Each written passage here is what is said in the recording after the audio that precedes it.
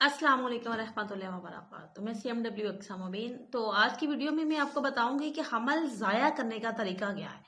और वो ये उनके लिए है जिनके बच्चे की ग्रोथ नहीं हो रही।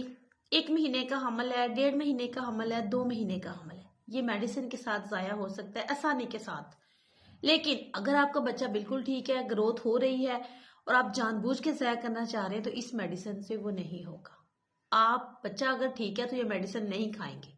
ये उस बच्चे के, देखिए उसके लिए और मेडिसिन होती है, जो मैं बता रही हूँ ये उस बच्चे के लिए है जिस बच्चे की ग्रोथ नहीं हो रही, जिसमें आपको ब्लीडिंग हो रही है, जिसमें आपको लग रहा है कि हमल ज़ाया हो रहा है और हो जाएगा, यानी कि मजीद बढ़ने के कोई इम्कानात नहीं है।